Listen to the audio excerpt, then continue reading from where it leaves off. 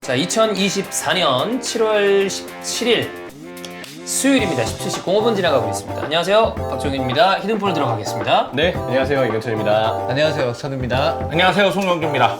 네. 재헌절이네요. 네, 재헌절이죠. 17일 오늘. 이게 휴일이 아니게 되니까 좀 감이 없어졌네. 예전엔 공휴일이었죠, 법적 옛날에 공휴일이었고 뭐 다시 또 법정 공휴일로 추진한다는 그런 얘기도 뭐 있더라고요. 그런 얘기도 있더라고요. 개인적으로 이제 빨간 날이 많은 거는 뭐 저희 입장에서는 굉장히 좀 그 영업일수가 하나씩 줄어들어요. 좀 치명적입니다. 아니 뭐 그 얘기도 있더라고. 우리는 이제 날짜가 딱 정해져 있잖아요, 공휴일이. 그죠. 날짜가 정해져 있는데 미국식으로 영미식으로 몇째 주 뭐 아. 금요일 이런 식으로 해서 지금 이제 대체휴일까지 이제 그죠. 생겼으니까 그럴 바에는 차라리 몇째 주 무슨 요일 이렇게 해가지고 쭉 쉴 수 있게 그렇게 바꾸겠다. 뭐 그런 얘기도 있는데 뭐 대봐야 하는 거니까. 뭐 그게 맞는 것 같기도 하고. 그것도 아이디어죠. 나름의 방식이니까. 누군가는 이제 그래도 그 날짜, 특정한 날짜에 의미가 있는 건데 네. 그거를 뭐 이렇게 어떤 다른 기준으로 바꾸는 게 맞냐 하셔서 반대하시는 분들도 계시더라고요. 그러니까 몇 가지만 그냥 유지될 수는 있을 것 같아요. 뭐 예를 들어서 뭐 부처님 오신 날이라든가 아니면은 이렇게 제헌절 같은 거, 그다음 광복절, 크리스마스 뭐 이런 거는 뭐 못 바꾸겠죠. 날짜 자체에 의미가 그치, 있는 날짜가 거니까. 중요하니까. 근데 뭐 어린이날 이런 거는 바꿀 수도 있잖아요. 그죠. 이제 그러면 막 사실 기념일 때 뭔가를 퉁치려고 하는 분들 있잖아요. 예를 들어 뭐 영주 형이 이번에는 결혼기념일이 어느 날이나 이렇게 한꺼번에 가야지 이런 생각을 할 수도 있는데 야, 여기서 문제는 뭐냐면 이번에는 결혼기념일은 정해져 있습니다. 매년 바뀌는 게 아니에요. 아 그렇죠. 아니 네. 결혼을 한 번만 한다는 보장이 없잖아요. 저는 그럴 생각입니다. 예. 그렇습니다. 자, 지금 채팅창이 굉장히 뜨겁습니다. 굉장히 뜨거운데 아무래도 그 원두재 이태석 트레이드 건에 대해서 어제 저희가 히든포레스 다뤘을 때 라이브 켠게 이제 한 뭐 1, 20분 전에 그 원두재 저녁 축하 요 사진이 뜨면서 이거 어떻게 될까? 이렇게 저녁 축하를 하는 거 보면 트레이드 건이 무산됐나? 아니면 이거랑 별개로 그냥 진행이 되나? 이런 얘기가 있었는데 결과적으로는 이제 무산이 됐습니다. 무산이 되고 난 다음에 그 해명문이 언론 쪽에 들어갔는데 이걸 읽어봤을 때 좀 이거 이해하기 좀 어렵다. 그 다음에 도대체 무슨 이야기를 하는지 정확하게 모르겠다. 이런 이야기가 많은 상황이에요. 그래서 이거를 한번 저희가 오프닝 토크 때 털고 가겠습니다. 이거를 제가 한번 읽어볼게요. 한번 또 다시 한번 쭉 한다는 개념으로. 자, 울산 HD는 원두재 선수가 7월 15일 전형 예정이었지만 선수 측에서 해외 이적을 희망하며 추진 중에 있었습니다. 울산 HD는 원두재 선수의 해외 이적에 대비하여 정우영 선수를 영입하는 데 성공했습니다. 원두재 선수 측은 해외 이적에 어려움을 겪다가 울산에 복귀하는 상황이 됐고 본인 포지션에서 정우영 선수와 경쟁이 불가피하게 됐습니다. 이에 선수 측은 선수는 많은 경기에 출전하며 좋은 경기력을 유지해 다시 해외 이적을 추진할 수 있다며 울산 구단에 FC서울과 트레이드 추진하겠다는 의견을 제시했습니다. 홍명보 감독은 처음엔 정우영과 원두재 선수의 공전을 원했지만 이적을 강하게 원하는 선수와 함께하는 것은 바람직하지 않고 이태석 선수와 트레이드도 내년 이후를 바라보는 관점에서 괜찮다고 판단했습니다. 협상을 통해 1대1 트레이드 플러스 현금 플러스 세론 등 조건에 근접했으나 갑작스런 감독의 사임이 있었고 구단은 팬들의 거센 반대뿐 아니라 감독의 의지가 없는 상황에서 이 트레이드를 추진할 메리트를 찾지 못했고 현재 감독 대행 체제 코치진들이 트레이드를 반대함에 따라 대표이사가 철회를 결정했습니다. 거의 계약이 마무리되는 시점에 철회를 함에 따라 많이 당황했을 FC 서울 구단 양해를 구하고 그동안 노력했던 에이전트사의 수고에 감사를 드립니다. 선수 영입하면서 막판에 처리되는 경우가 제일 애석하지만 이것도 구단 운영의 일부로서 여기에 유연하게 대처하는 것 또한 구단의 역할일 수밖에 없습니다. 우리 구단은 실무 차원에서 신뢰를 바탕으로 처리하다가 막판에 대표이사의 반대로 트레이드가 무산됨에 따라 구단 실무진들의 신뢰에 타격을 입히게 된 것 또한 사실입니다. 고승범 선수의 경우 수원 전임 단장과 구두 합의를 마친 상태 새로운 단장이 부임됐고 새로 부임한 단장은 수원에 너무 필요한 선수인데 이종료가 낮다며 협상을 다시 요청하면서 계약이 깨질 상황이었습니다. 당연히 새로 부임한 단장의 권리였기 때문에 우리 구단에 애원도 하고 부탁도 했습니다. 이런 상황에 구단이 화나는 것은 할 수 없지만 그렇다고 신임 단장을 비난할 수 없었습니다. 결국 선수가 간곡히 요청해서 신임 단장이 재가를 받을 수 있었습니다.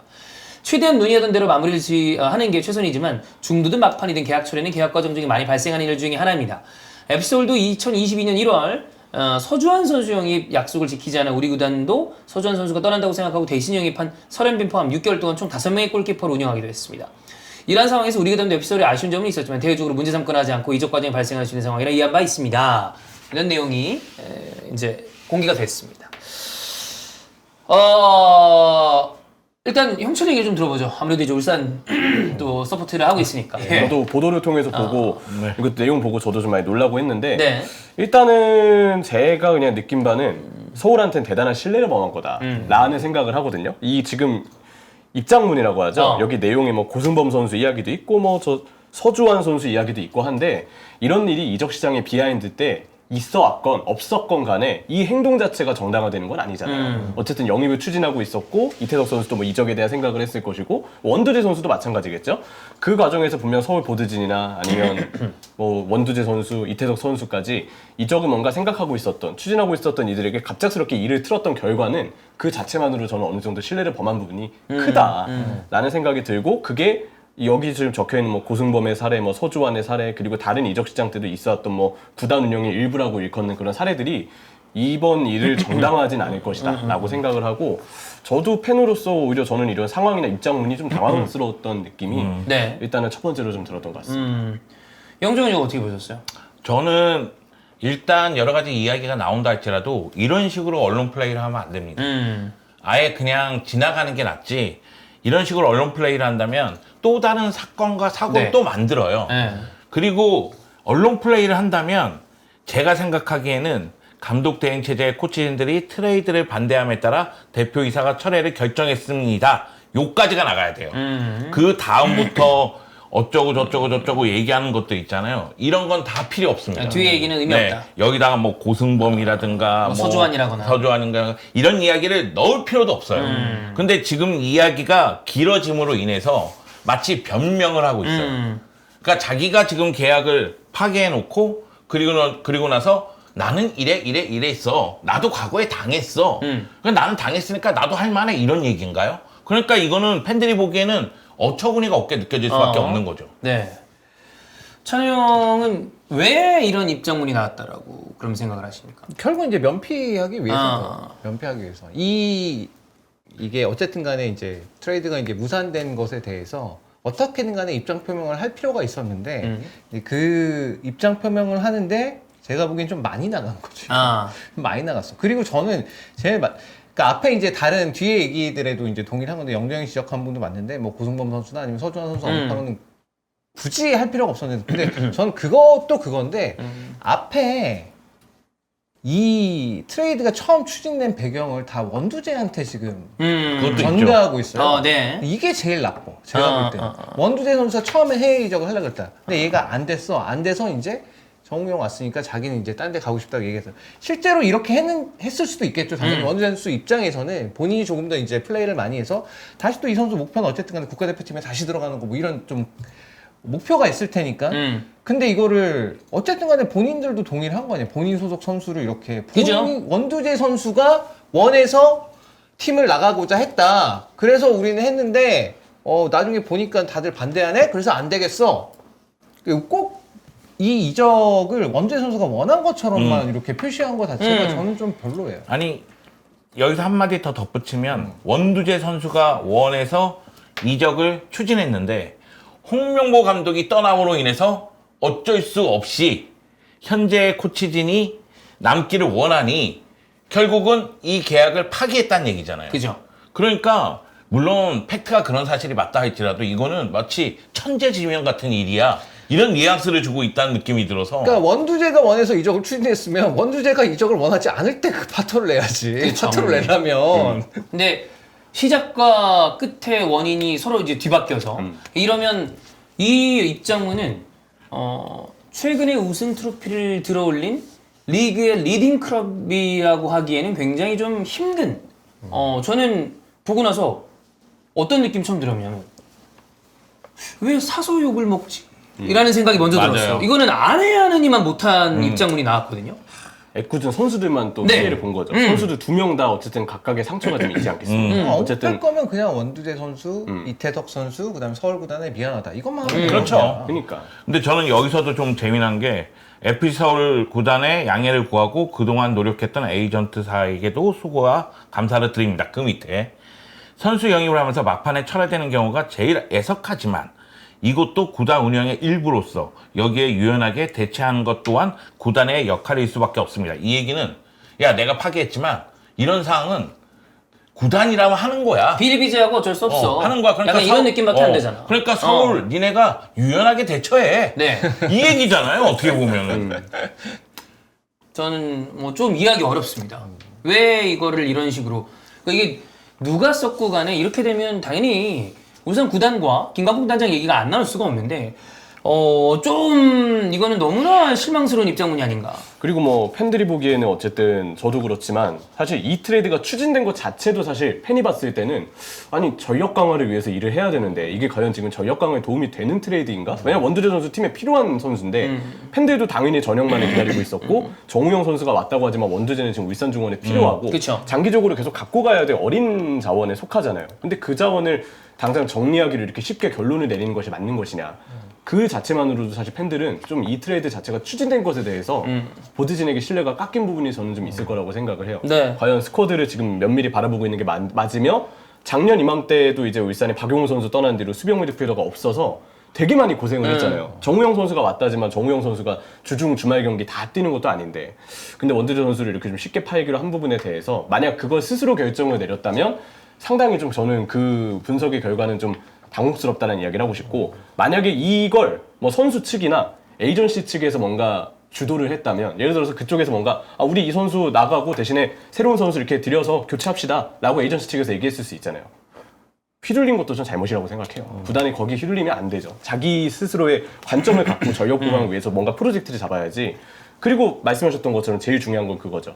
추진할 때 이유는 이거면서 맞아 거절할 때 이유는 다른 다른 게 이유가 되잖아. 거절했잖아요. 이게 그렇기 때문에 이거는 어떤 관점에서 봐도 추진도 팬들이 봤을 때 문제, 진행되는 과정도 문제, 철회한 것도 어이가 없는 상황이다. 그리고 그 상황에서 서울과 뭐 이태석, 원두재 선수 3자에게 모두 다 아주 큰 신뢰를 범한 것이다. 저는 이렇게 좀 이 상황을 좀 정리하고 싶어요. 이 팀적인 측면으로 봤을 때 이 트레이드 자체의 어떤 그 문제적인 거를 빼고 그냥 어떤 그 일련의 과정으로 봤을 때 원래 우리가 다른 구단들을 보거나 해외 리그를 봤을 때 우리가 좀 이해하지 못할 만한 이적이 벌어지는 경우들도 있잖아요. 있죠. 그러면 그냥 제3자 입장에서 그거는 차치한다라고 봤을 때 과정이 너무 매끄럽지 못하다. 그리고 난 다음에 이 입장문은 아까도 얘기했지만 안 하는 이만 못한 계속 면피와 변명만 들어가 있기 때문에 이러면 사실 이래저래 중간에서 고통받고 있는 울산 팬들뿐만이 아니라 이렇게 되면 잠깐이라도 그 평안할 날이 없는 상황이 계속되는 거 아니에요, 울산은. 그러니까 사실 어제만 놓고 보더라도 이제 김판곤 감독 부임 얘기가 나오면서 네. 그거는 그래도 울산 팬들이 좀 좋아할 만한 상황이 됐는데 그거 말고는 영 뭐 지금 분위기가 이러니까 선수들도 좀 지금 난감하지 않을까라는 생각이 이건 들어요. 난감하죠. 네, 난감하죠. 난감해요. 이태석 선수도 굉장히 난감할 가능성이 네. 크고요. 거의 다 됐다고 들었을 것이고 음. 그러면은 뭐 거처라든가 여러 가지 문제에 대해서 뭐 상의도 하고 알아보고 그러고 있었을 텐데 결국은 이렇게 무산되고 말았으니까요. 네. 이건 뭐 선수들도 난감하죠. 뭐 지금 어떤 분들이 지들이 항의 전에 철회시킨 건다 그러지만 제가 봤을 때 어떤 팬들이 항의를 했다 칩시다. 그들을 울산 팬 전체라고 보는 거는 저는 그건 본질을 호도하는 거라고 봅니다.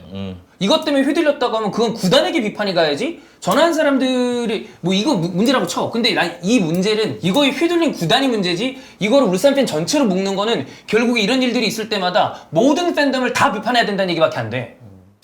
저는 그래서 이거는 저는 좀 갈라서 얘기를 해야 되지 않나. 그러니까 그렇게 한 사람들에 대한 비판이 있을 수 있지만 그렇다고 모든 울산 팬들을 저는 싸잡아서 욕할 생각은 없습니다. 네. 근데 왜 이런 식으로 언론 플레이를 했을까요? 난 이해가 안 갑니다. 일을 더 크게 만들었어요. 네. 그리고 일이 커지면 커질수록 울산 쪽에는 그렇게 좋은 효과가 없거든요. 그런 측면에서 좀 아쉽습니다, 대처가. 뭔가 올해는 울산이 외부적인 요소로도 흔들리고 있고 이런 거 보면 내부적으로도 흔들리고 있고 사실 뭐 홍명보 감독 문제도 그렇고 여러 가지 문제도 자신들의 의지와 상관없이 벌어진 일도 있잖아요. 물론 이건 아닙니다. 이 일은 아닙니다만 네. 그런 일도 있으니까 지금 몰아쳐서 온 것이 아닌가 이런 생각이 좀 들어서 저희가 그런 얘기한 적이 있어요. K리그 선수들이 언론하고 이렇게 인터뷰를 하거나 아니면은 뭐 SNS에 뭘 올리거나 이런 부분에 대해서 사실은 구단이 많이 훈련을 시켜야 된다.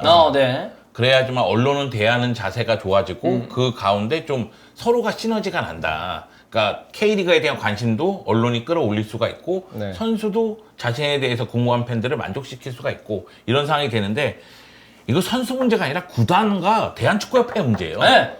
아예 그 뭐라고 할까요? 언론을 이용하는 자세라든가 아니면 성명문을 봤을 때 그 내용이라든가 저는 이번 한 달 동안 대한축구협회가 내는 성명문 뭐 홍명보 감독이 하는 인터뷰 그리고 울산의 이 언론 플레이 다 충격적이에요. 이거는 다 일을 키우고 있거든요. 계속해서 의구심만 더 키우고 그런 모습 봤을 때는 야 이런 부분에 대해서도 좀 많이 발전해야 되겠다. 너무 아마추어 같다는 느낌이 들어서. 저는 이거는 개인적으로 울산 구단이 너무 아마추어적인 실수를 한 게 아닌가. 결국에 이 최근에 언론한테 이거 뿌린 것도 좀 저는 이해가 안 가요, 잘. 네. 그렇습니다. 어쨌든 네. 저는 이거 이태석 선수가 좀 굉장히 난감하지 않을까. 그 다음에 서울도 뭐 난감한 상황이 됐고, 그 다음에 저는 이거 왜 좀 이전 케이스를 왜 여기 가져왔어요? 아니 그러니까 그 얘기예요. 어. 이번 계약이 파기되면서 서울이 피해자다. 아. 그런데 2022년도에 서주환 선수 영입 약속을 지키지 않아서 서울에게 우리도 당했었다. 이런 얘기예요 지금 네. 내용을 봤을 때는. 면피성 발언인데 그쵸. 굳이 할 필요는 없지 않나. 한편으로는 또 그 생각도 듭니다. 또 이 건이 이렇게 되게 이렇게 커뮤니티에서 불타는 걸 보면서 야 K리그도 이제 이적 시장권 가지고 막 이렇게 사람들이 엄청나게 떠드는구나. 해야지. 시끌시끌해지는구나. 높아진 K리그의 위상을 확인할 수 있어요. 솔직히 얘기하면 저 그 부분에 대해서는 그러니까 이거는 어떤 선수들의 팬과 어떤 구단 그리고 어떤 이런 것들에 대해서 서로 이제 막 이런 게 오고 하지만 이적 시장권으로 이렇게 여러 가지 어쨌든 불타오르고 있는 거 아니에요? 축구 커뮤니티에서. 그거는 이게 긍정 부정 이런 거를 떠나서 어쨌든 바라보는 시선이 많아지고 있다. 뭐 이런 걸로 봤을 때는 사실 리그가 커지는 게 좋은 거니까. 그럼요. 네, 그렇습니다. 자, 어쨌든 이 울산 이번 건은 당분간은 지금 울산이 어쨌든 계속 화제 중심에 있습니다. 네. 홍명보 감독서부터 김판공 감독의 이야기까지 거기다가 원두재 이태석 트레이드 건의 어떤 무산 다 글쎄요 뭐 지금 당장 울산의 성적과 경기력이 좀 그에 준하지 못하고 있기 때문에 뭐 성적이 상위권에 있긴 합니다만 경기력적으로 봤을 땐 최근에 좀 아쉬운 게 많잖아요. 그리고 사실 네. 전력 보강도 지금 잘 되고 있다 말하기 네. 힘들죠. 뭐 정우영 선수가 이번 여름에 온 거는 역시 아주 대단한 클래스를 가진 수비형 미드필더가 온 게 맞지만 여전히 오른쪽 풀백 대체를 안 하고 있는데 사실 서령우 선수 나가고 그 자리 메꾸지 못하면은 뭐 요즘 윤일록 선수도 뛰고 뭐 당장 뭐 다들 장시영 선수도 뛰고 하지만 그 자리는 어쨌든 전문 풀백이 사실 필요하잖아요. 윤일록 선수도 언더 베테랑 아닙니까? 남은 시즌을 그 선수들로 가져가면 안 되는 상황인데 뭐 지금 어떤 보강이 있을지 모르겠지만 야구 선수는 이번에 뭐 출전이 가능하다고 하는데 추가로 오른쪽 풀백 영입이 좀 늦어지고 있고 계속해서 이런 이적 시장의 행보에 대해서는 팬들도 이거 지금 정말 구단 전력 강화를 제대로 해주고 있는 게 맞냐에 대해서는 의구심을 가질 수밖에 없다고 생각을 해요. 클럽 월드컵이 내년인데 야망을 갖고 이제 준비해야 될 상황에서 그치. 자꾸 이런 뭐 이상한 이적 추진이나 하고 네. 그리고 아주 큰 실수를 저지르고 있고 이런 일들은 사실 팬들이 바라는 그림이 아니거든요. 그쵸. 제 생각에는 조금 더 구단을 특히 스포츠 팀으로서의 운영이나 전체적인 팀 운영 스쿼드 구성에 대해서 조금 더 중심을 좀 잡을 필요가 있다. 네. 새로운 감독을 빨리 임명해야 돼요. 네. 김판공 감독이 뭐 루머대로 지붕 잡고 있지 모르겠지만 새로운 감독이 와야지만 입맛에 맞는 선수를 또 영입할 수가 있고 맞아요. 그러면서 전력을 보강할 수가 있으니까요. 그렇습니다. 자, 그러면 이제 본격적으로 메인 코너로 넘어가겠습니다. 아마 뒤에 얘기하겠지만 황희찬 선수 인종차별거리 코모가 굉장히 좀 이상한 태도를 취하면서 거지 같아지고 있고 그 다음에 아르헨티나 대표팀의 엔소 페르난데스는 본인 소속 팀의 이 동료들을 저격한 그림이 좀 됐어요. 네. 네. 이 얘기를 먼저 하죠. 네, 이게 네. 좀 아무래도 메인 이슈일 수 있기 때문에 코모의 반응이 굉장히 좀 어이가 없는 상황입니다. 네. 네, 그러니까 좀 보면 이런 부분에 대해서 인지가 진짜 좀 아예 안 돼 있나?라는 생각이 좀 들거든요. 코모는 굳이 이런 입장문을 그러니까 이거를 그러니까 인지 자체를 못 그러니까 야 우리가 제키찬이라고 불렀는데 그거 뭐 문제야? 이런 태도잖아요 지금. 그러니까 인종차별을 한 적이 없다라고 그러니까요. 입장을 낸 거예요. 황희찬, 찬이라고 부르니까 우리 제키 찬이라고 부른 거야. 그거 뭐 문제야? 그러니까 이런 식으로 동양인을 스테레오타입으로 일반화시켜서 이제 부르는 것 자체에 대해서 별로 문제의식이 그러니까 없는 거야. 없는 이게 거야. 뭔 문제야? 더 큰 문제는 꼬모가 지금 꼬모 오너가 거기에요. 인도네시아예요. 인도네시아 담배 회사가 이거 갖고 있거든요. 아하. 네, 그래서 그 동양인들이 소유하고 있는 회사인데 거기서 이렇게 얘기를 했다는 거니까 이거 좀 어이가 없는 거죠. 어이가 없고 여기 감독 파브레 같습니다. 세스코 파브레가. 네. 아유, 아유, 이씨. 아유. 요즘 기대되는 아유, 팀이었거든요, 사실. 참네. 또 궁금했어요, 사실 그랬는데. 네, 이게 네. 앞에. 그러니까 이 문제에 대해서 그러니까 이 지금 심각성을 전혀 느끼지 못하고서 구단 측에서 그냥 대처를 해버린 거예요. 이게 근데 보면은 유럽에서 뭐 이런 일들이 종종 있어 왔는데 거기에 대해서 여전히 좀 심각성을 느끼지 못한 최근까지 와서도 이번에 또 이런 일이 있은 거니까 그 점에 대해서 전반적으로 이거는 좀 확실하게 좀 이탈리아 연맹 쪽에서도 이거에 대해서 얘기를 명확하게 좀 할 필요가 있고 그리고 나는 대한축구협회 뭐 하나요? 이럴 때 뭐 해야 되는 거 아니야? 이럴 때 그렇죠. 아니 유감 표명이라도 해야 될 거 아니야 이거. 아니 법적 대응한다고 이상한 저기 하지 말고. 자국 선수 보호해야죠. 그러니까 아니 여기서 인종차별권 이렇게 나왔으면 강력하게 대응을 해야 되는 거 아니야? 이런 상황에서 그냥 단순히 선수 만나보는 게 중요한 게 아니고 우린 뭐 하는 거야? 나서야죠. 나서서 막아주고 우리 앞으로 이런 선수들 우리 선수들 이렇게 보면 안 됩니다. 네. 성명을 해야죠 오히려. 뭐 하니?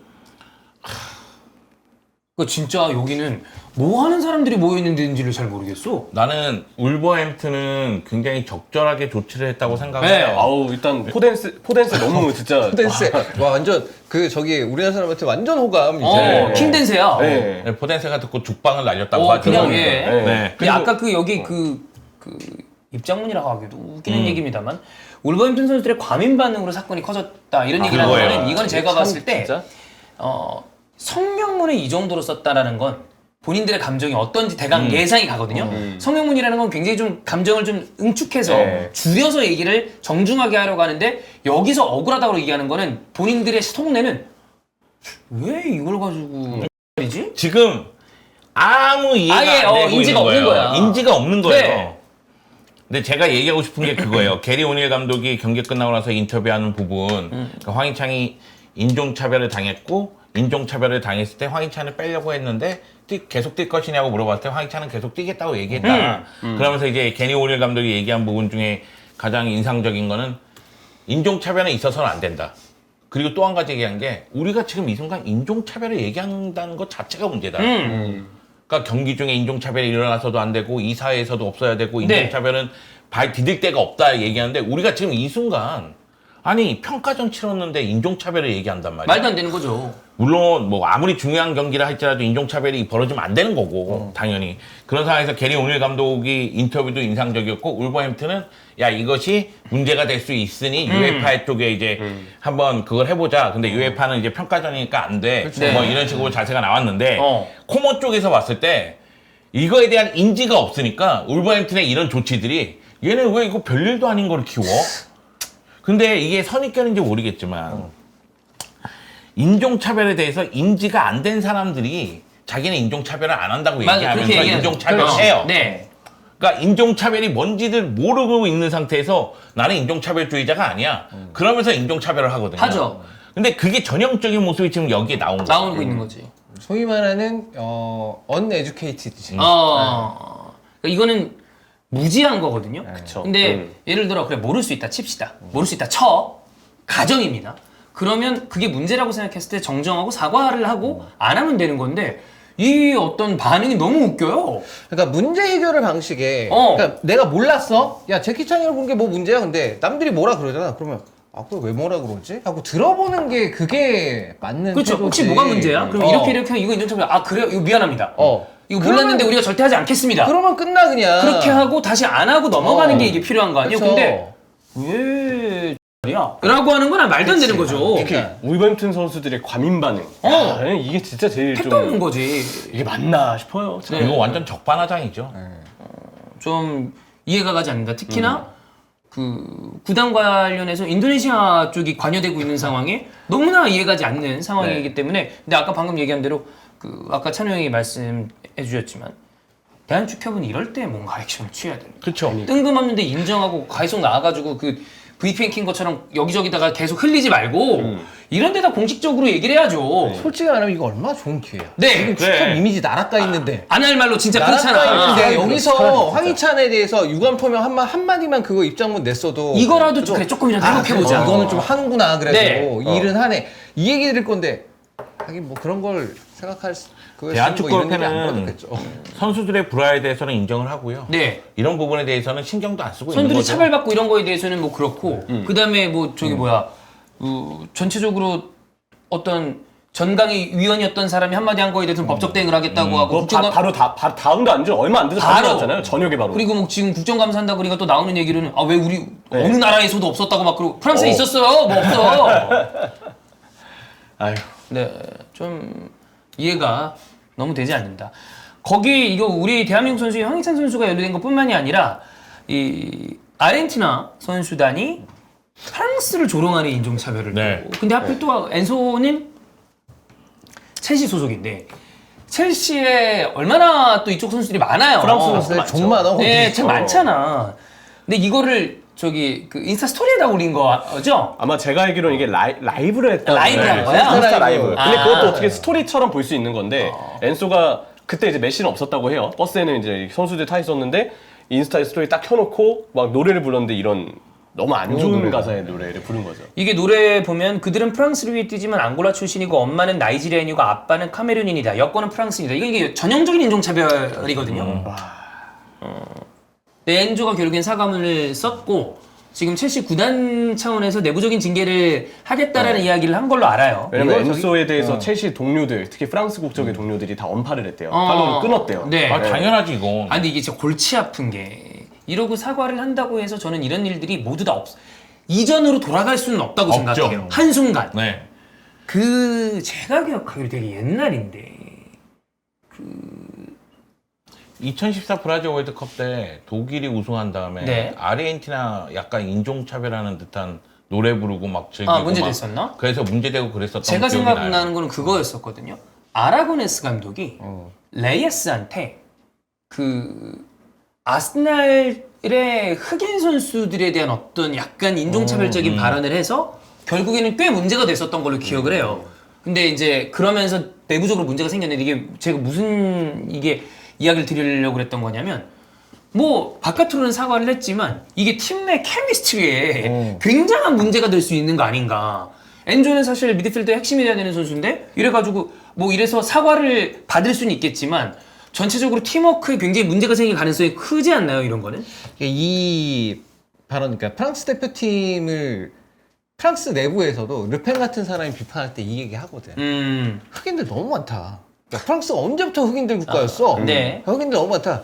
그 사람은 지단도 내보내야 된다 그랬어. 알제리계니까. 지단도 저도. 그러니까 그런 발언을 하는 것과 동일선상의 그 얘기를 한 거예요. 물론 엔소는 그래서 사과는 했어, 지가. 예. 걔는 그래도. 그 앞서서 말씀하셨던 아라고네스의 그 발언이 2004년인데 있죠. 있어요. 악리 얘기죠. 악리 얘기예요. 어. 근데 이게 그냥 너무 좀 말하기도 불쾌한 표현이라 네. 그냥 피부색을 가지고 한 건데 네가 그 자식보다 낫다고 말해라. 그래, 그런 말 돌리지 식으로. 말고 그에게 말해. 너는 너 스스로 믿어야 해. 너는 그 악리 얘기하는 악리보다 거야. 나은 놈이야 이런 식으로. 그러니까 레이에스의 네. 자신감을 북돋아 주겠다라는 네. 어떤 명분하에 앙리에게 인종차별을 하면서 그거를 이렇게 이게 말도 저도 그때 되게 충격적이었거든요. 이건 이때는 인종차별에 대한 이야기가 지금보다는 훨씬 덜했지. 덜 예민했을 때도 보고서 야 무슨 이런 말을 하냐 이런 생각이 이게 기억이 났거든. 이게 당시에도 국내 기사가 나왔네요. 어. 우리나라에도 이제 뭐 그래. 2004년에 이미 보도가 여러 가지 나왔었어요.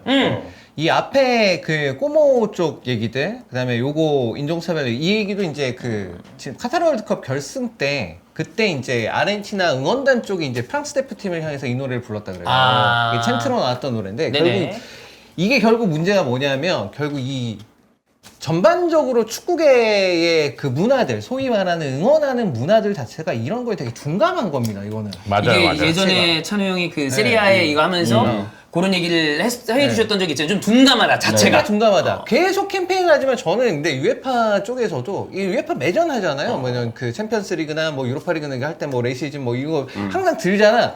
난 그 정도 캠페인에서 그치면 안 될 것 같아. 더 훨씬 더 강력하게 네. 얘기를 해야 그래야 그나마 이게 좀 바뀔 수 있지. 이 정도로 그냥 뭐 문구 하나 들고 있다고 해서 뭐 바뀔 것 같진 않아요, 그게. 그리고 팬들은 이런 식의 노래를 굉장히 잘 만들어서 경기 중에 많이 해요. 그래서 비니시우스 인종차별 얘기 나올 때도 그치. 맞아. 비니시우스를 공격하는 노래라든가 응원이 굉장히 많거든요. 그래서 스페인도 인종차별 문제가 좀 심각하게 대두된 상태인데 2024년이잖아요. 그 지금 시기가 시기인데 네. 이런 상황에. 그러니까 그리고- 선수들은 이러면 안 되지, 최소한. 그럼. 선수들은 이러면 안 돼. 그래 무지한 팬들이 그랬는 거는 계속해서 이건 우리가 캠페인을 하자라고 생각하는 동료가 있는 상황이 이런 거는 지금 이 머릿속에 얼마나 이런 거에 대해서 생각이 없는지 아예 생각이 없는 거 아니야. 뽀모도 그렇고 네. 구단이나 선수가 이러면 안 됩니다.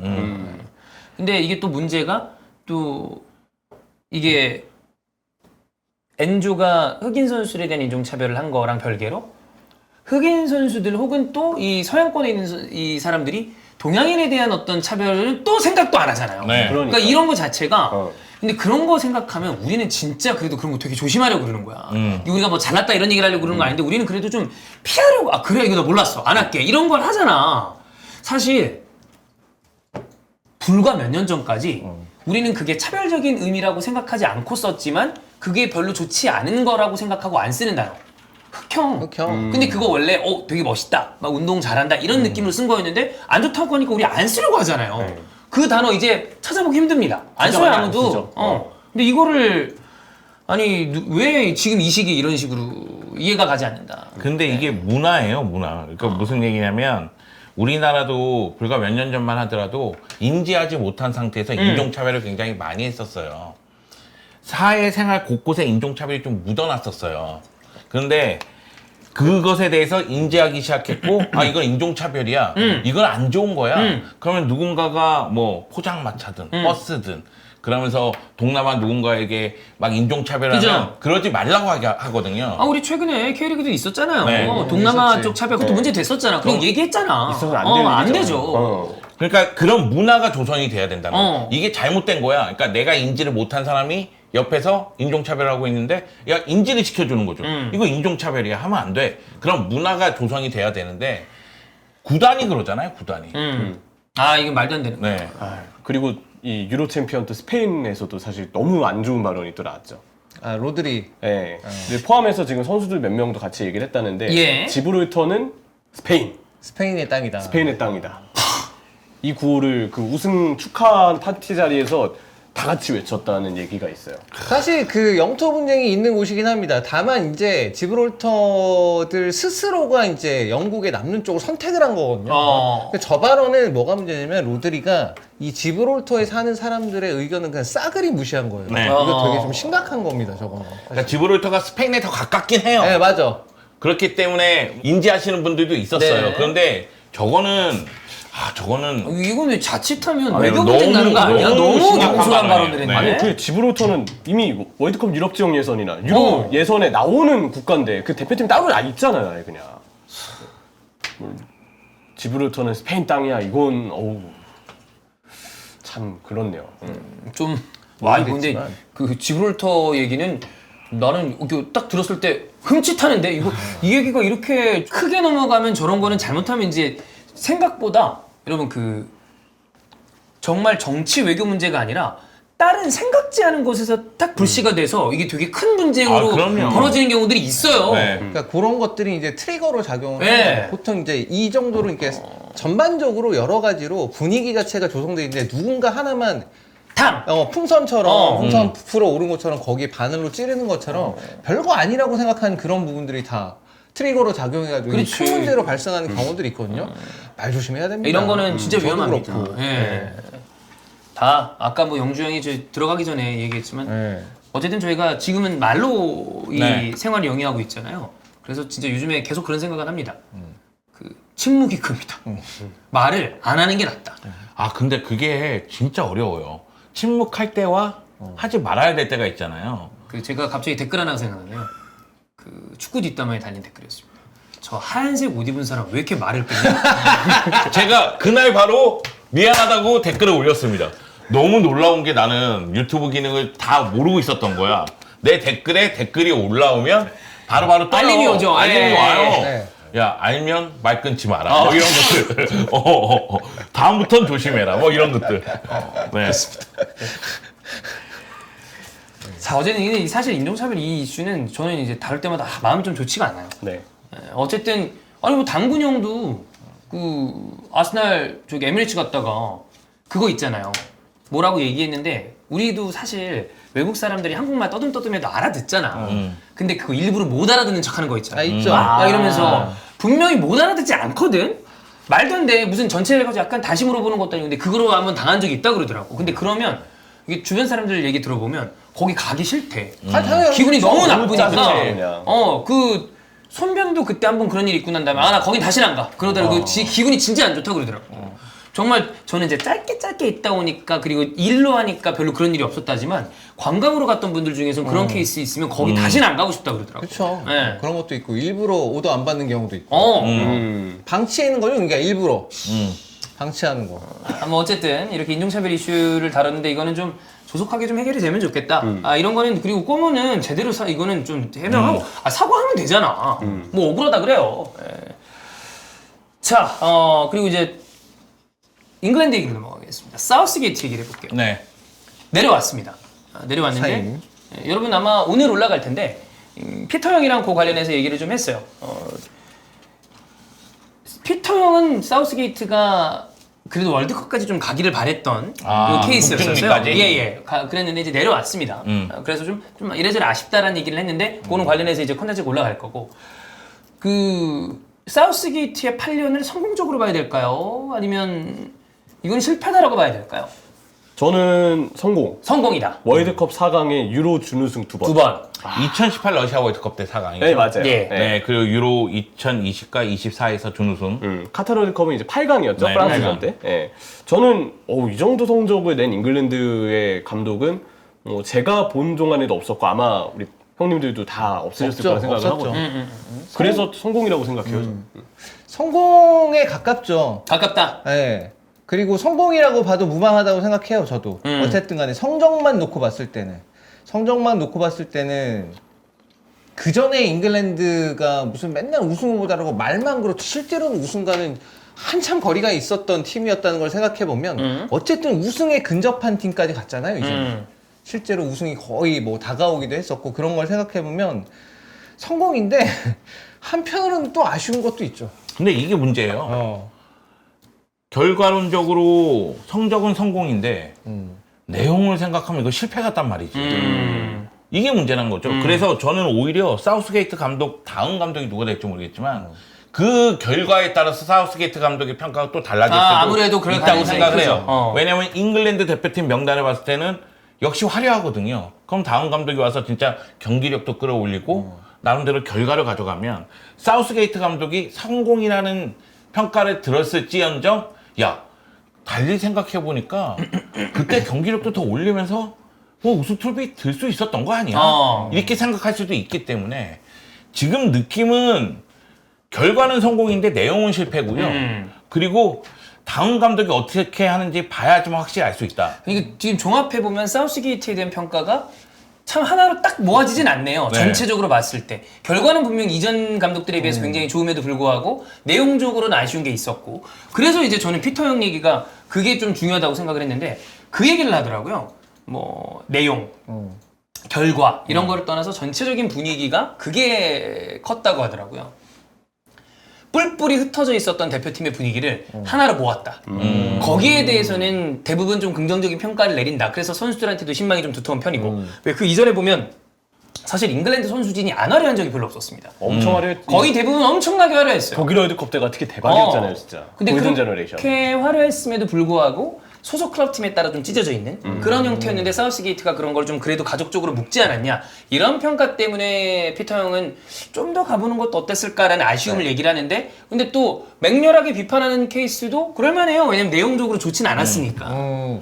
저는 근데 사실 과거에 잉글랜드 대표팀 몇 명 음. 화려했다고 하는데 저는 그게 오히려 고평가받고 있었다 그때. 아. 고평가받은 쪽에 가깝다라고 저는 생각하는 쪽이에요. 예. 만약에 진짜 그들이 실력이 있었고 개개인이 그렇게 능력이 뛰어났다면 아마 지금의 잉글랜드 대표팀처럼 무언가구에서 돌파를 하는 무언가 하나씩은 나왔을 것이다. 근데 결국은 한 번도 돌파를 하지 못했거든요. 그치. 그럼 나는 고평가가 맞다. 그러면 그렇다면 그 선수들의 구성 자체는 아니, 그리고 그런 건 있어요. 그러니까 과거의 잉글랜드 대표팀 같은 경우에는 분명히 유명한 선수들 그리고 네임밸류. 월드 클래스라고 불릴 수 있는 선수들이 곳곳에 있지만 있죠. 구멍이 확실히 있었어요. 그치. 맞아. 그런 선수들이 한 포지션에 좀 몰려있다거나. 네. 그러다 그러다 보니까 그걸 메우지 못하면서 무기력한 모습이 나왔는데 사실 지금은 물론 이번에도 왼쪽 풀백 문제는 있었지만 예. 지금은 잉글랜드 대표팀 명단을 보면 전체적으로 또 화려하잖아요. 그죠. 이 사우스게이트 감독 뭐 성공이라고 판단할 수 있는 부분들은 첫 번째가 지금 피터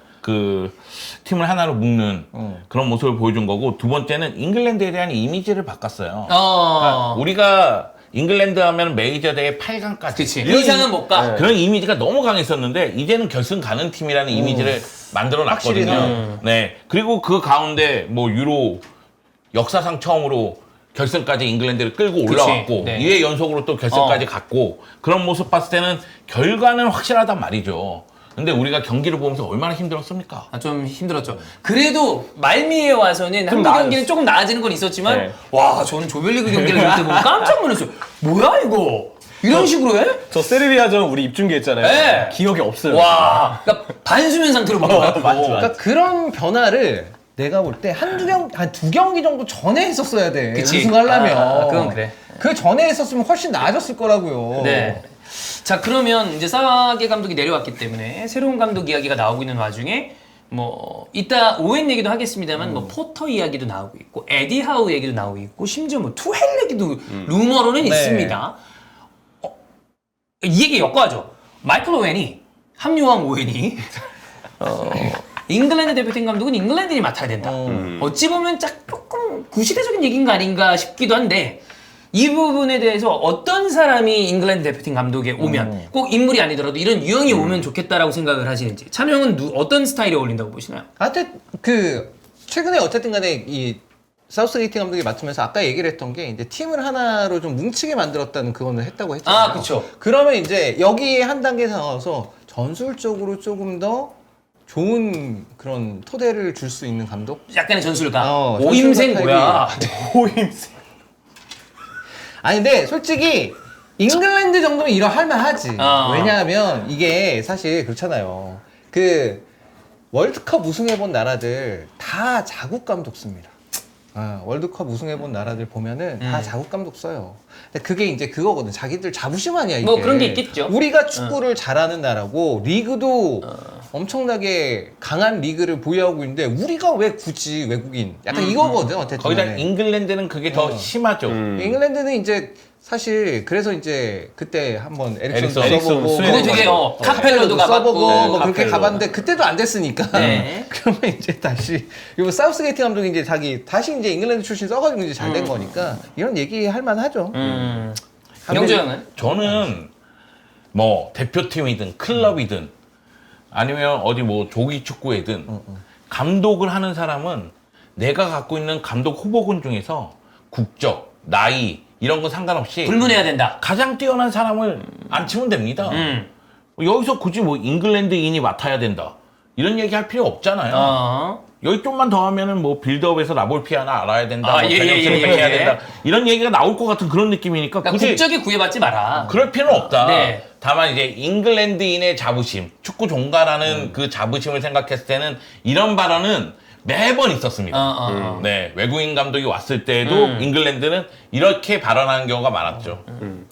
저는 글쎄요. 아까 피터님의 말씀 때문에도 있지만 진짜 스타 선수들 컨트롤이 가능한 감독이 와야 된다 생각을 하거든요. 잉글랜드는 지금 이미 개개인의 능력이 원래도 그랬지만 인기도 많은 팀이고 몸값도 워낙 뭐 프리미어리그 몸값 비싸니까 비싼 선수들이고 어쨌든 개개인의 능력이 되게 좋고 대회를 거듭하면 거듭할수록 잉글랜드는 스쿼드가 더 좋아졌어요. 근데 제가 느낀 바는 러시아 월드컵 때 잉글랜드 사우스게이트 감독이 사실 이렇게까지 지루하게 축구를 안 했거든요. 맞아. 이 정도는 아니었던 것 같아요. 이 정도는 아니었어요. 그때는 그래도 나름 좀 다양한 어떤 경기를 그래도 하려고 했고 물론 그마저도 그 부분에 더 좋은 감독들보다는 지루한 편에 가까웠지만 사우스게이트를 기준으로 했을 때는 그때가 그나마 경기를 볼 맛이 났었어요. 네. 근데 필립스가 없어서 그래요. 그런 것 켈빈이. 같기도 해요. 켈빈 필립스가 없어서 그래서 이 사우스게이트가 발전을 못한다 싶기도 한데 또 하나의 이유는 스타 선수가 워낙 많아지고 잉글랜드는 우승을 해야 된다. 이런 이야기들이 많아졌잖아요. 그리고 이미 러시아 월드컵 때 4강에 가서 한 개를 한번 깨봤잖아요. 그치. 사우스게이트는 뭔가 해줄 감독이야. 그리고 선수들이 점점 좋아지고 있어. 해리케인 기량 완성되고 있지. 포든 리그 최고의 선수로 성장했고 뭐 부카요 사카, 뭐 라이스, 뭐 정말 수많은 선수들이 있잖아요. 아마 사우스게이트가 제가 느꼈을 때는 그런 스타 선수들 개개인과의 어떤 관계를 떠나서 이 선수들 가지고 성과를 내야 되니까 부담을 너무 많이 느낀 것 같아요. 아, 그거는 오히려. 당연하죠. 그건 당연하죠. 제가 생각하는 사우스게이트의 단점이 너무 많이 조심스러워한다거든요. 맞아. 네. 제가 사람 스타일 자체가 좀 그런 부분이 그런 있는 것 것 같아. 같아요. 이번 대회 어. 특히 그랬던 유독. 것 같아. 유독.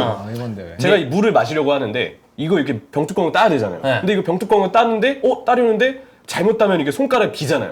그게 무서워가지고 그냥 물을 안 마시겠다고 했어요. 그리고 이제 침 삼키다 보면 알아서 결과가 나오겠지. 침 삼키다 보면 그래도 목마르게 네, 뭔가 해소되겠지. 갈등이 해소되겠지. 그게 1대0, 2대1 연장에서 슬로바키아전 벨링엄 동점골 이런 거라고 생각하거든요. 저는 그래서 기왕이면 이런 스타 선수들이 많은 팀에서도 컨트롤을 할 수 있고 그 중압감을 이겨낼 수 있는 감독이 와야 돼요. 그러니까 이거 쉽게 얘기하면 기가 센 감독이 와야 돼요. 선수들이 그 센 기를 자기도 잡아주고 거기에 휘둘리지 않고 기센 그 능력으로 리딩을 해줄 수 있는 그런 감독이 와야 된다고 생각합니다. 갑자기 그 생각난 아주 재밌는 그림인데 가능성은 0입니다. 그 피터와 파비앙의 재밌는 그림을 위해서 잉글랜드 대표팀이 지단을 선임하는 거다. 아니, 저 생각했어요. 그래서 지단 써놨어요. 아 그래요? 네. 지단. 그러면 진짜 모두가 충격을 충격이죠. 받는. 프랑스인들 충격, 잉글랜드도 충격 다. 근데 잉글랜드 축구협회가 그러진 않겠지만. 않겠죠. 네. 근데 아니 오히려 지금 얘기하는 부분은 가장 잘 맞는 감독 아닌가요? 근데 사실 그만한 사실 감독이 없죠. 스타를 휘어잡는 거에서는 지단이 1등이거든. 1등이죠. 네. 아 근데 진짜 대상이 2026년까지 한다네. 와 그걸 오케이 만약에 진짜 제안을 하고 오케이를 받으면 그것도 진짜 대박인데. 아 그건 진짜 충격적인 거지. 모든 축구 팬들이 이게 되는 거 아니에요? 네.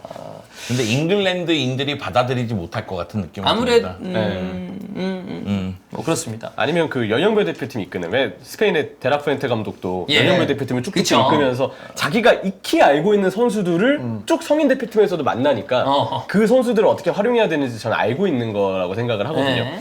잉글랜드도 뭐 정말 좀 뭔가 스타 감독을 구해오는 게 쉽지 않다고 한다면 연령별 대표팀 출신의 감독을 끌어올리는 것도 하나의 방법은 될 수 있다. 저는 아니라고 생각해요. 아 그건 아니다. 지금 있는 스타로 우승해야 되거든요. 그것도 맞죠. 이거 윈나우 해야 된다. 네, 지금 그러니까 뭐냐면은 연령면 대표팀 계속해서 이끌어오면서 성장하고 그 선수들이 대표팀에 가고 나서 데라푸엔테도 대표팀으로 왔잖아요. 그러니까 뭐 오야르 사발이라든가 이런 선수들은 어렸을 때부터 그치. 데라푸엔테 감독이 굉장히 잘 쓴 선수들이거든요. 예. 그런데 물론 잉글랜드도 그런 상황이 된다면 좋겠지만 그러지 않다면 지금 성인에 있는 대표팀들 이 좋은 선수들로 결과를 내야 되는데 차후 몇십 년을 보는 것보다 지금 이 순간 네. 성적을 내야 된다. 어. 그래서 북중미 때 성적을 어떻게 해서든 내야 된다. 그건 맞아요. 이거 근데 그냥 갑자기 든 생각인데 K리그 일본인 감독 온 적 없었죠. 없죠. 정서상 받아들이기 쉽진 않을 거예요. 대표팀 감독, 일본인 감독은 저는 그 우리나라가 멸망할 때까지 없을 일이라고 보고 K리그 1에 혹은 2에 일본인 감독이 올 가능성이 있을까요? 그 가와사키 프론탈레 감독이 지금 그 감독이 갑자기 이름이 생각이 안 나는데 좀 찾아서 말씀드릴게요. 그 감독이 지금 어쨌든 이 팀을 오래 이끌었는데 스타 선수들이 워낙 많이 빠져나가서 오니키 토루 감독이거든요. 예. 그래서 이 감독이 슬슬 새로운 도전을 하려 한다라는 이야기들이 있는데 J리그에서도 오니키 토루 하면은 저도 놀랍게도 한번 중계를 해봤거든요. 예. 그때 뭐 쭉 분석을 해보고 보니까 되게 평가도 좋고 어. 지도자로서의 그 명망을 아시아에서 굉장히 좀 좋은 감독이 생각을 하는데 이분이 뭔가 새로운 도전에 나선다. 근데 갑자기 K리그 팀이 이야기를 한다. 혹시라는 생각이 좀 들 때가 그냥 있어요. 그래서 대한민국 감독은 J리그 가서 감독을 해본 적이 있잖아. 인정하고 많죠, 네, 사실. 있잖아. 그러면 그 반대도 리그 차원에서는 불가능하지 않을 것 같다라는 생각이 들긴 하는데 물론 뭐 사실 또 거기에 대해서 사람마다 의견이 다르기 때문에 또 좀 이렇게 생각할 수도 있겠지만 능력 있는 감독이라면 리그에서 놀 수 있는데 이게 대표팀으로 올라가면 뭐 사실 불가능한 얘기에 가까울 거라고 그거는, 보이고 그렇습니다. 그거는 어려울 것 같습니다. 예. 네. 그 지금 이제 축구 좀 친다 하는 국가들 중에 자국 감독을 쓰고 있는 데가 독일 나겔스만, 아르헨티나 스칼로니, 스페인 델라푸엔테, 이탈리아 스팔레티 대단한 성적을 냈죠.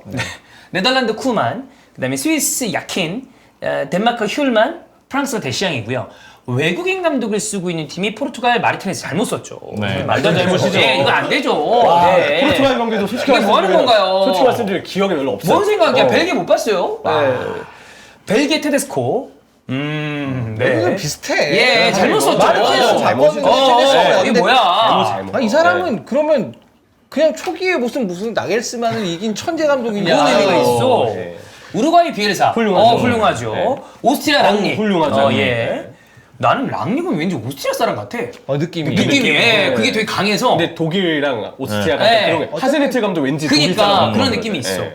그 다음에 콜롬비아 로렌소, 아르헨티나 감독이죠. 이런 케이스가 있습니다. 뭐 절반은 실패, 절반은 성공 이렇게 볼 수 있겠네요. 사실 우리가 대표팀 외국인 감독 얘기할 때 비엘사라든가 랑릭이라든가 로렌소 같은 경우에는 이번에 확실히 성적을 냈잖아요. 됐죠. 근데 우리가 포르투갈 했을 때 마르티네스 얘기했을 때 약간 실수를 금치 못했고, 그리고 벨기에 테데스코도 그런데 벨기에 행크 감독 이름이 뭐더라? 그러니까 벨기에가 마르티네스 감독이 계약이 끝났을 때 행크 감독이 벨기에 차기 감독으로 부상을 했어요. 대표팀 감독. 네, 대표팀 감독. 왜냐면 혹시 토르스텐 핑크인가요? 네, 아니. 그 이전 감독? 네. 토스텐 핑크, 핑크, 그러니까 핑크는 워낙 알려져. 헨트 감독. 헨트. 네. 헤인 바나저브룩. 네, 바나조브룩 감독. 그래가지고 홍현석 선수 있는. 아. 네, 바나조브룩 예, 감독이 갖고 있는 프레에 비해서 성적을 더 잘 내요. 어허. 그래서 벨기에 쪽에서는 바나조브룩 감독에 대한 관심이 굉장히 높았었는데 벨기에도 마찬가지입니다. 지금 황금 세대인데 외국인 감독이 낫지 않겠어? 이런 식으로 생각을 한 거예요. 그래서 외국인 감독을 선택한 케이스예요, 여기는. 네. 근데 제가 봤을 때는 그런 식이 아니라 다시 원점으로 돌아가면은 외국인이든 내국인이든 실력이 좋은 그래. 사람을 뽑아야 된다. 맞아, 잘하는 사람 하는 게 제일 좋다고 봐요. 그러니까 벨기에 다시 잘못된 선택한 거예요. 황금 세대 끝났습니다, 여기. 그러니까 근데 이제 그거를 이제 협회 차원에서 그러면 우리 지금 갖고 있는 선수 풀로 어느 정도의 성적을 기대할 수 있고 어떤 스타일이 어울리고 이거에 대한 그 명확한 분석이나 그런 비전이 좀 있어야 되는 거죠. 협회 철학이 있어야죠. 협회 차원에서 결국 벨기에가 이전에 마르티네스 감독 때도 그렇고 지금 테스코 감독 때도 그렇고 협회가 그거에 대해서 명확하게 정리가 네. 안 됐던 것 같아 그냥. 그러니까. 자, 그러면 협회 얘기한 김에 콜롬비아 축협 부회장 체포된 소식 얘기하겠습니다. 콜롬비아 진짜 와, 콜롬비아 여기는- 코파 아메리카 결승 가고 24년 만에 결승 가서 온갖 사건은 다 일으켰어요. 그러니까. 자, 뭐 아시겠지만 결승전이 막 경기 시작 연기되고 막 그랬었잖아요. 네, 1시간 연기됐죠. 예. 나 이스타TV에서 5시간 라이브 했어요. 오, 나 깜짝 놀랐어요. 아, 이 형이 8시에 와서 1시에 갔어. 네. 5시간 라이브를 했어요, 네. 여러분. 71살입니다. 햇술은 그 아들이 결승전 이후 시상식장에 출입하려다가 제지를 당했다. 그러다가 보안요원이랑 한바탕 했대요. 요즘 이제 보안요원 이슈가 굉장히 좀 많습니다. 아, 네. 예, 우리나라 공항에서도 그렇고 굉장히 좀 이슈가 많아요. 자, 근데 뭐 아시겠지만 우루과이랑 콜롬비아 경기에서 이것도 우루과이 선수들 막 그 공격하려는 거 하다가 나이누네즈도 이제 네. 연루가 되고 그래 이런 문제가 좀 생겼었잖아요. 이런 것 때문에 어쨌든 축협 부회장이 체포가 됐다 그러는데 좀 이분은 잠깐 헷갈렸을까요? 내가 한번 해야 아저씨, 되는데 아니 내가 빠질 수 없는데. 날마가 지금 이거 아니야. 네. 아마 그런 게 아니었을까. 그쵸. 근데 코파의 분위기가 좀 취하기 좋은 분위기긴 하더라고요. 그런데 이거는 나이가 드셔서 약간 그 눈치가 없었는지 모르겠지만 아마 보안 요원들 화가 머리 끝까지 나 있는 상태였을 겁니다. 아, 그렇겠지. 왜냐면 경기 시작 1시간 전에 티켓이 없는 네. 콜롬비아 팬들이 담 넘어 들어오죠. 밀고 들어오죠. 네네네네네. 거의 미시축구 하듯이 막 피해가면서 막 그러니까 붙잡아서 막 구타도 하고 끌어내고 그러면서 1시간 지연됐거든요. 근데 경기 끝나고 또 막 이러니까. 또 난리 났지. 자, 그러면서 이 김환이 본인의 에피소드를 써놨습니다. 이거는 저도 환 형한테 직접 들은 얘기가 아니라 지금 스크립트로 보고 있는 건데 한번 볼게요. 자, 몇 주 전 김환이 포항대 울산 경기장에서 거기는 이제 JTBC 경기도 있고 쿠플픽 경기도 있어요. 네. 또 합니다. 그래서 그래서 포항대 울산이면 스트레이트에서 이때 스트리아드예요. 예, 예, 예. 동해안 더비 스트리아드. 그래서 이제 중계석이 조금 네. 위치가 바뀌었나 봐요. 자, 관중석 바로 옆에 중계석이 배치가 돼 있었는데 50대 아저씨 두 분이서 자리 문제를 가지고 싸우다가 언성이 커지기 시작했다. 자, 그 다음에 고개를 뒤로 돌린 다음에 땡땡이라고 뭔가 욕을 했다. 뭐라고 그랬을까요? 뭐. 했겠죠. 땡이면. 야, 너 방금 뭐라고 했어? 욕했지? 너 따라 나와. 그러면, 안 가. 내가 왜 가? 네가 먼저 욕했잖아. 막 이러면서 내가 언제 그래서 한 20분 동안 소동이 있었다고 합니다. 욕했는지 안 했는지에 대해서 뭐 서로 괜히 이렇게 얘기를 했겠죠. 마 반말하지 마라. 뭐 이렇게 됐을 수도 있고. 아, 요즘 이런 일 거의 없는데. 근데 옛날에는 이런 일 많았어요. 탄천에서 옛날에는 아, 그 경기장 맨 위에 뒤쪽에서 브루스타를 갖고 와서 삼겹살 판을 깔고 삼겹살을 구워 드시면서 술을 마시는 거예요. 그러면서 옛날 스타일. 옛날, 진짜 옛날입니다. 진짜 옛날 스타일. 그러면서 골 들어갔다고 하면 와 그러면은 고기 쭉 빼놓고 골 들어갔나? 안 들어갔어. 계산 다시 다시 또 먹고. 먹고. 그러다가 뭐 사운드 묻고 막 이런 경우도 있고 막 아이고. 그랬어요 예전에. 이게 또 현장에서 뭐 이런 자리 싸움 나는 경우들은 거의 이제 요즘에 축구장들은 다 지정석이잖아요. 그죠. 예매를 해서 이제 지정된 좌석에 딱 앉는데 아직 그 인식이 모두에게 다 이렇게 뭔가 이제 알려진 건 아닌 것 같아요. 어르신분들이나 예전 분들은 네. 그런 거에 대해서는 좀 그냥 야 뭐 그냥 뭐 내가 자리 여기지 야 네. 그런 걸로. 다행히 뭐 유혈 사태는 아니었대요. 네. 근데 이제 그 막 때릴 것처럼 위협을 했지만 때리진 않았다. 안 때렸어. 나 너 때릴 거야. 예. 그 단순 살인마. 내가 생각이 나요. 어쨌든 그랬다고 합니다. 귀여운 에피소드네요. 뭐 이 정도는 막 네. 크게 뭐 유혈 사태 있고 그러지 않았으니까 다행입니다. 근데 예전에는 제가 기억하는 것 중에 아저씨들끼리 그것 때문에 싸웠는지 술 먹었는지 막 싸우고 있는데 골이 들어가는 순간 둘이 포옹하고 막 그랬어요. 아, 있지. 그러니까 막 둘이 막 멱살 잡고 싸우고 있는데 어. 그때 뭐 성남이었나 어디였더라? 거기 응원하시는 분이에요 두 분이. 막 싸우다가 골이 들어가니까 와! 으아! 막 껴안고 막 그랬었어요. 역시 스포츠는 그렇지. 모두를 하나로 네. 뭉치게 만드는. 참 이게 뭐 그 야만이자 낭만의 시대 아닌가. 이전 얘기죠. 그렇습니다. 자, 요걸로 넘어가겠습니다. 어제 저희가 그 마르카에서 선정한 네. 유로 워스트 11을 했었는데 이제 UEFA가 직접 공식적으로 베스트 11을 내놨어요. 스페인이 6명, 우승 국가여서 6명 나왔고요. 필드골이 고작 한 골이었던 프랑스에서 2명, 스위스 1명, 독일 1명, 결승에 진출한 잉글랜드 3명이 나왔습니다. 자, 스페인, 니코. 네. 들어갈만 하죠? 그럼요. 네. 야말, 들어갈 만 인정. 정이죠. 올모, 들어갈 만합니다. 형소리. 제 라인업에는 빠졌어요. 그래요? 네. 올모. 찬우 형. 저도 올모 약간, 그러니까 왜냐면 처음부터 주전이 아니었잖아요. 아, 출전 시간. 그러니까 페드리가 결국 부상을 당했기 때문에 네. 주전으로 올라선 케이스잖아 이게. 다니엘 모 개인이 잘했다 못했다 이걸 떠나서 네네네네. 개인은 엄청나게 네. 잘했죠. 잘했는데 약간 그래서 여기에 들어가는 게 이 토너먼트에 이 대회 베스트 11에 들어가는 게 맞나? 그러니까 자격에 대한 그런 거. 이 잘했다 못했다를 떠나서 그러면 올모는 세모. 네. 자, 로드리. 들어가죠. 들어가야죠. MVP인데 뭐. 들어가고. 쿠쿠렐라. 들어가죠. 들어가야죠. 들어간다. 파비앙 루이스. 들어가죠. 들어가죠. 오케이. 자, 그럼 올모만 이제 찬용이랑 형철이가 세모. 자, 매냥. 매냥도 들어갈 만합니다. 들어갈만하다. 들어갈 만해요. 어쨌든 프랑스가 굉장히 실점이 적은 팀이었고 거기에는 매냥의 역할이 꽤 컸기 때문에 들어갈 만해요. 근데 저도 이제 여기에 몇몇이 경쟁할 수 있죠. 골키퍼로. 예를 들어서 잉글랜드의 픽포드 픽포드 골키퍼 잘했는데. 잘했지. 들어갈 만하고 그다음에 이 대회에서 가장 화제를 받았던 마마다시빌리 골키퍼. 네, 마무라도 슈빌리도 네. 충분히. 제일 아마 그 조지아라는 팀이 어쨌든 간에 그렇게까지 토너먼트 단계까지 올라갈 수 있는 제일 큰 역할을 했으니까 그것도 이제 얘기할 만하죠. 영주 형은 매냥은 저도 저는- 매냥이 못한 게 아니라 네. 잘했어요. 네네네. 근데 저 같으면 픽포드를 뽑지 않을까. 저도 픽포드가 좀 낫지 않았나. 저도 매냥도 뽑혀도 이해는 되는데 네. 저도 일단 픽포드.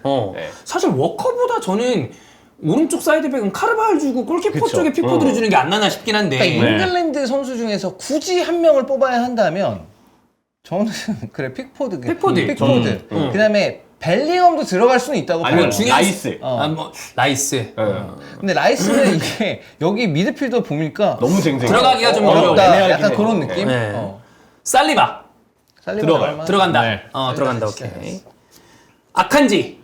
아칸지는 참 잘했는데 마지막 그 승차 실축이 좀 그 치명타의 느낌이 해요. 진짜 잘하긴 잘했는데. 아칸지도 들어갈 만하죠. 들어갈만. 진짜 잘하더라 아칸지. 잘할만 하죠. 아니, 들어갈만 하죠. 네. 근데 저는 저기 라포르트 넣었어요. 라포르트. 라포르트 들어갈 만하죠. 네. 무시알라.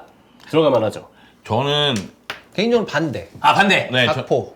저도 두 무시하려 분은 대신 각포. 각포. 뭐 또 가포 잘했거든. 네. 네. 저도 학포 들어가고 학포랑 무시알라 둘 다 들어가요. 아하. 네, 그래서 아 약간- 그러면 올모가 빠지고 네, 올무 빠지고 자리에? 무시알라 공리에 최전방 학포 이렇게. 자, 그것도 그러면 그러면 형철이 한번 불러줄래요? 저는 일단 골키퍼는 픽포드고요. 픽포디. 백포는 쿠쿠렐라, 라포르테, 살리바, 카르바할. 아하. 미드필더 파비안 루이스, 로드리, 무시알라. 윙은 니코 윌리엄스랑 라민 야말. 최전방 코디 학포. 네, 이렇게. 가코를 최전방에. 네, 가포 최전방에 넣었습니다. 그것도 괜찮네. 예. 근데 뭐 이번에는 전체적으로 이번 베스트 11이 막 되게 이상하고 그런 느낌은까지는 아닌데 몇몇 자리에서는 이거 낫지 않나? 이런 정도가 이게 있지 않나? 아니 워커가 좀 그래. 저도 이거- 워커가 이거- 애매해요. 이거 솔직히 그거 같아. 야 잉글랜드 결승 가는데 그래 한 명은 넣어줘야 되지 않냐? 하고 국리 끝에 다른 거 다 채워보니까 자리가 이거밖에 안 남는데 여기 그러면 워커. 약간 이렇게 뽑은 느낌이 들어서 이게. 전 잉글랜드 쿼터에는 픽포드가 맞다고. 저도 그래요. 그러니까 골키퍼의 매냥 대신 픽포드, 픽포드. 라이트백의 워커 대신 카르발, 예. 그리고 공격 쪽에 무시알라 대신 코디 가코예요. 그 정도. 네, 저는- 나머진 같다. 다니 올모는 반드시 넣어야 된다고 올모 생각해요. 왜냐하면 들어간다. 스페인이 우승하는 데 있어서 다니 올모의 득점력이 없었으면 매우 그건 어렵고 그리고 원래 플랜 A 자체가 로드리, 파비앙 루이스, 페드리긴 한데 플랜 B 자체가 매 경기 가동이 됐어요. 그러니까 올모가 거의 매 경기 나오면서 골을 넣기 때문에 올모는 들어가야 된다고 생각해서 올모는 그대로 뒀습니다. 저는 골키퍼 이번 대회에서 그냥 순전하게 기량만 놓고 평가했을 때 돈나룸마. 돈나룸마 인정. 너무 일찍 떨어져서 그렇지. 다른 모든 골키퍼보다 돈나룸마가 제일 잘한 것 같아요. 저 개인적으로는. 네네. 그 3대0, 4대0 날 경기를 걔가 다 1대0 막 이렇게 만들었어. 그러면 유로 이거 말고 코파는 베스트 11 말고 인상 깊게 본 선수 하나씩 꼽아볼까요? 코파에서는 라우타로 마르티네스. 라우타로 인정. 그 훌리안 알바레스가 선발로 나온 경우가 많았고 라우타로 마르티네스가 이제 교체로 들어간 예. 경우가 많았는데 사실 그 짧은 시간에도 걔가 골을 많이 터뜨리면서 좀 뭐랄까 어쨌든 월드컵에서 그 이미지를 꼬라박은 걸 많이 만회했다. 그치. 예. 그래서 라우타로 마르티네스. 네. 저는 콜롬비아의 최전방 코르도바하고 코르도바. 미드필더 레르마. 레르마. 네, 그러니까 코르도바가 일단 우리가 이제 모라타 얘기할 때 골은 많이 못 넣었지만은 전술적인 움직임을 통해서 예. 2선 득점을 굉장히 높이는데 기여했다는 그죠. 이야기를 많이 했잖아요. 코르도바 같은 경우에도 몸빵이 되니까 버텨주면서 공간 만들고 그러더라고요. 네. 물론 이제 골도 넣긴 했지만 그런 거 보면서 눈에 갔고 그리고 확실히 콜롬비아가 전체적인 기동력이 올라갈 수 있는 데 있어서는 레르마가 굉장히 잘고 레르마도 2골인가 넣었어요. 맞아요. 그래가지고 굉장히 좋구나 이런 생각이 들었습니다. 다윈 누네스죠. 누네스. 네. 누네스는 아니 누네스 네. 잘했어요. 아니 저는 진짜 이 대회에서 많은 분들이 토너먼트에서 진가를 못 보셔서 그렇지 감동 그 자체였습니다. 최고의 플레이를 보여줬고 골을 못 넣은 경기에서조차도 움직임이 너무나도 노마했어요. 혹시 원래 리버풀에도 그렇지. 리버풀에서도 여러분 마지막 터치는 물어보지 마세요. 네. 이번 대회를 통해서 네. 사실 리버풀 팬들이 SNS도 그렇고 좀 다윈 누네스에 대한 그 서운하고 나쁜 감정이 좀 아직은 있어요. 그렇죠. 근데 좀 네. 풀린 게 있나요? 아니요. 아, 아니요. 전혀. 4강이었죠. 제가 입중계할 예, 때. 예, 그때 예. 제가 그 홈런을 3번을 치더라고요. 예. 그거 보고 느꼈습니다. 누네스가 서운하지 않게, 답답하지 않게, 서운하지 않게죠. 국대에서도 똑같더라고요. 대표팀에서도. 다른 게 없어. 그래서 다윈 누네스 아주 감동이 있다. 항상 영업한다는 얘기를 드리고 싶고 농담이고요. 저는 하메스 로드리게스랑 하메스. 저도 말씀하셨던 레르마가 레르마. 진짜 인상 깊었어요. 콜롬비아가 경기가 되게 재밌었거든요. 맞아요. 그리고 아르헨티나 수비수들은 다 칭찬받아 마땅합니다. 네. 리산드로 지금 리산마 얘기하고 리산드로. 있는데 리산마, 에밀리아노 마르티네스, 네. 로메로 너무 잘했어요. 저는 이제 뭐 사실 최고의 선수는 그 하메스로 뽑히는 게 마땅하다라고 생각을 하는데 좀 인상 깊게 봤던 선수는 그 콜롬비아 오른쪽 사이드백 무뇨스였어요. 무뇨스. 눈에 띄더라고요. 네. 그러니까 콜롬비아의 오른쪽 측면 공격을 그 친구가 다 물론 맞아요. 퇴장당한 거는 좀 문제가 있었지만 근데 그래서 얘는 뭐 물론 리스크가 있는 선수긴 합니다만 눈여겨볼 만한 선수구나라고 생각이 좀 들더라고요. 다니엘 무뇨스가 원래 오른쪽 풀백, 오른쪽 윙어 다 다 보기 보죠. 때문에 예. 공격력을 갖추고 있고 결승전에서 무뇨스가 못 나와서 네. 문제가 발생할 거라는 생각이 들었는데 산티아고 아리아스가 나왔는데 산티아고 아리아스도 나쁘지는 않았습니다만 나름대로. 그쵸. 네. 그래서 사실 이번 대회를 통해서 사람들이 지금까지 머릿속에 축구 팬들이 있었던 거는 코파 뭐 막 대회 좀 두서없이 치르고 이런 것도 있으면서 왜 저러냐 그랬는데 코파가 진짜 축구다. 유로 핵노잼. 그러니까 이번에 같은 시기에 펼쳐졌던 게 오히려 또 더 비교가 되게 만들어가지고 그래서 사람들이 야 코파에 대한 인식을 바꿀 수 있겠다. 근데 시간대는 뭐 남미에서 하니까 어쩔 수 없는 거긴. 그러니까 미국에서 했지만 이번에는 남미에서 하는 대회라 어쩔 수 없는 거긴 한데 시간대만 진짜 훨씬 나아지면 훨씬 더 사람들이 많이 주목할 거예요 아마. 나는 이번에 코파 보면서 옛날 생각도 많이 났어요. 94 미국 월드컵 때. 94. 네. 고등학교 다닐 때거든요. 맞아요. 네. 고등학교 다닐 때 1교시인가 2교시쯤 되면 경기를 해요. 여러분 두 분은 고등학교 다닐 때 형철이는 태어나기 전입니다. 네. 그래서 반에서 우리나라 경기를 한 경기인가 두 경기 봤거든요. 그때 기억이 났어요. 왜냐면 시간대가 거의 시간대가 그렇지. 비슷해요. 근데 보니까 직장인분들은 코파 시간대 이번에 미국 좋아하시더라고. 왜냐면 출근해서 출근해서 이제 볼 수 창 있는 밑에 이렇게 사람이니까. 내려. 소리 이렇게 딱 왜냐면 유로는 사실 내일 일상이 있으면 못하죠. 맥스 1시 경기 보는 거야. 10시 경기 있으면 보고 4시 경기는 좀 힘들어요. 근데 가서 보는 거를 또 이렇게 좀 좋아하시는 분들은 코파를 좋아하시더라고요. MLB 보는 느낌? 그리고 이번에 결승전 보면서 야 역시 천조국에서 축구를 하니까 티켓 없이 들어와? 가만히 안 둬. 야 그리고 하프타임 때 30분의 쇼를 해요. 아니 솔직히 미국은 이번에 이건 뭐. 코파 이거 유치해가지고 별로 얻은 게 없어. 팀은 그냥 그렇게 그렇지. 광탈하고. 역시 또 미국 우승 예상. 네. 어떤 놈이 그랬나요? 근데 좀 느낌이 그 유로는 뭐 전체적으로 막 전술적인 이야기를 해야 되고 축구의 어떤 기조를 얘기해야 된다면 원초적인 축구의 모습을 코파에서 본 게 아닌가. 골대가 보인다? 슛. 선수가 상대가 보인다? 태클. 앞에 동료가 있다? 패스. 그냥 이거야. 화가 난다 했다 부딪히.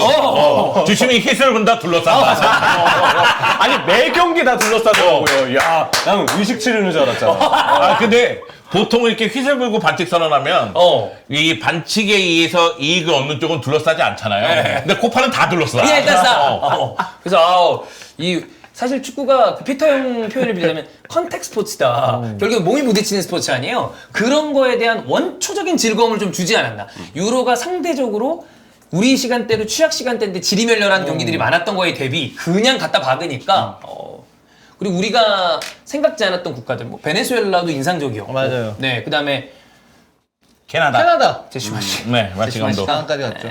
저는 제시마 씨가 부임한 지는 얼마 안 됐습니다. 5월에 부임했어요. 5월 그럼 이제 중순에. 두 달 됐어요. 네. 두 달 만에 지금 근데 상황 보낸 거죠. 4강 간 것뿐만이 아니라 여러분 그 전에 캐나다 경기랑 달라요. 진짜 이 레드불 사단의 어떤 감독들은 뭐가 있나 봐, 철학이. 그 컴팩트함 딱 보고 나서 참 뭐 의미 없는 얘기지만 우리 대표팀에 부임했으면 재밌었겠다. 그리고 볼만했겠다. 캐나다 경기를 보면 다 인정합니다. 이 팀은 제시마시 감독의 팀이라는 거예요. 왜냐면 잘 만들어서 박스 안까지 가고 거기서 날려요. 그러니까 조별리가 한 골인가 그랬죠. 팀은 조직력이 좋으니까 빌드업 자체는 착착착착 하고 해서 그치. 문점까지 가서 이상한 패스하거나 날리거든요. 네. 근데 거기는 이제 선수 퀄리티의 영역이니까 아무래도. 감독이 어떻게 할 수 있는 시간이 또 부족하기도 했고 그런 거 봤을 때는 좀 아쉽다. 그런 조직이 2달 정도면 만들어지는 거 아니에요? 어쨌든 지금 보여준 걸로 따지면. 물론 근데 그거는 이제 제시마 씨 감독의 노하우일 수도 있는 거예요. 그쵸. 근데 그런 걸 생각했을 때 9월 A매치 평가전까지 외국인 감독이 들어와서 그의 우리 선수들을 파악하고 색칠 입히는데 시간이 너무 부족하다라고 얘기했던 브리핑이 생각이 나는군요. 근데 사실 뭐 이런 방송할 때마다 요즘에는 자꾸 인생 기술 이사의 브리핑들이 머릿속에 한 번씩 스쳐 지나가요. 스쳐 지나가. 네. 심지어 다른 얘기할 때도 생각나요. 다른 전혀 얘기할 다른 때도. 분야 얘기를 할 때도 그렇습니다. 내가 이게 독단적으로 이런 얘기하면 안 되는데, 그렇죠? 그렇습니다. 자, 그러면 오늘 방송 여기서 마무리하고요. 네. 고맙습니다. 감사합니다.